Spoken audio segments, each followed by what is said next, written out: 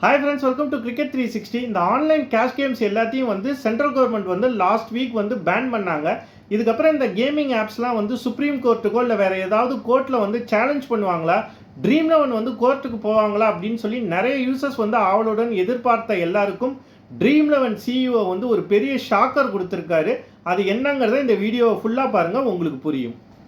Okay, இந்த தடைக்கு அப்புறம் வந்து நிறைய கேமிங் ஆப்ஸ் வந்து நிச்சயம் வந்து கோர்ட்டுக்கு போவாங்க அப்படிங்கிற மாதிரியான நியூஸ் தான் வந்துக்கிட்டு இருந்துச்சு. ட்ரீம் லெவனும் வந்து சேலஞ்ச் பண்ணுறதுக்கு வந்து நிறைய பாசிபிலிட்டிஸ் இருக்கிறதுனால தான் வந்து மீடியாவில் நியூஸ் வந்துச்சு.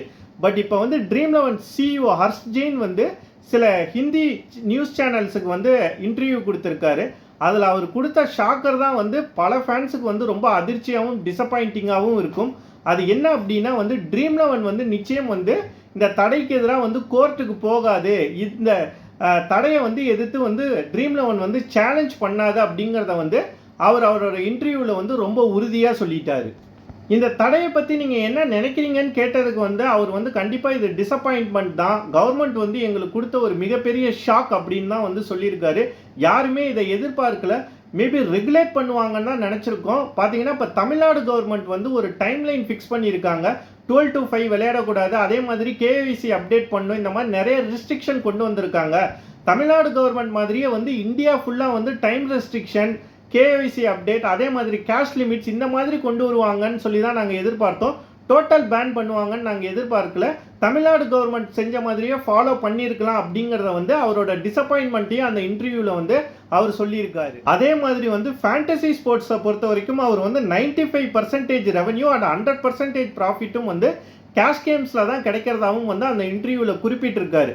பட் இவ்வளோ இருந்தும் வந்து அவர் ஏன் வந்து கோர்ட்டில் நாங்கள் சேலஞ்ச் பண்ண மாட்டோம் அப்படின்னு சொன்னாருங்கிறது வந்து அந்த இன்டர்வியூ எடுத்தவங்களுக்கே ஒரு புரியாத புதிர். அவங்களுமே கேட்டாங்க, உங்களுக்கு அவ்வளோ ப்ராஃபிட் இருக்குன்னா நீங்கள் ஏன் கோர்ட்டுக்கு போக மாட்டீங்க அப்படின்னு வந்து கேட்டதுக்கு வந்து அவர் சொல்கிற ரீசன்ஸ் என்னன்னு பார்த்தீங்கன்னா, இது நாள் வரைக்கும் கவர்மெண்ட் வந்து நீங்கள் இந்த கேஷ் கேம்ஸ்லாம் வந்து லா படி நாங்கள் அலோவ் பண்ணுறோன்னு சொல்லியிருந்தாங்க.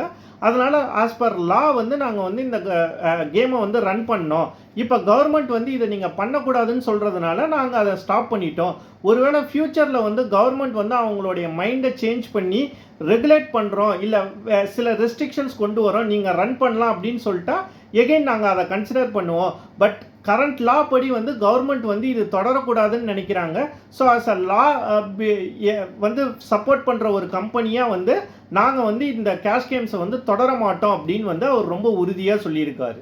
அதே மாதிரி அவர் சொல்கிற இன்னொரு விஷயம், கவர்மெண்ட்டுக்கு எகெயின்ஸ்டாக நாங்கள் ஃபைட் பண்ண விரும்பல அப்படின்னு சொல்கிறாரு. ஒருவேளை இந்த கேம் ஃபெடரேஷன்லாம் வந்து மினிஸ்ட்ரியோட வந்து வேறு டாக்ஸில் ஈடுபடுறாங்களா, இல்லை சுமூகமாக போய் வந்து இதை திருப்பி கொண்டு வரணும்னு நினைக்கிறாங்களாங்கிறது நமக்கு தெரியல. ஓகே, இப்போ ட்ரீம் லெவன் வந்து கோர்ட்டுக்கு போக மாட்டோம்னு சொல்லி ரொம்ப உறுதியாக சொல்லிட்டாங்க. அப்போ மற்ற கேம் ஆப்ஸ்லாம் என்ன பண்ண போகிறாங்கங்கிறத வந்து நம்ம பொறுத்திருந்து தான் பார்க்கணும். கண்டிப்பாக எல்லா கேமிங் கம்பெனிஸும் வந்து அப்படியே போயிடுவாங்கன்னு சொல்லி நம்ம எதிர்பார்க்க முடியாது. பட் ட்ரீம் லெவன் தான் வந்து இருக்கிறதுலே பார்த்திங்கன்னா இந்த ஆன்லைன் கேஷ் கேம் கம்பெனிஸ்லேயே வந்து அதிக ப்ராஃபிட் பார்த்தா number 1 company Dream eleven. But Dream லெவனே கோர்ட்டுக்கு போக இவ்வளோ யோசிக்கிறாங்கன்னா அப்போ மற்ற ஆப்ஸ்லாம் வந்து துணிஞ்சு கோர்ட்டுக்கு போவாங்களா அப்படிங்கிறதும் ஒரு கேள்விக்குறியாக தான் இருக்குது.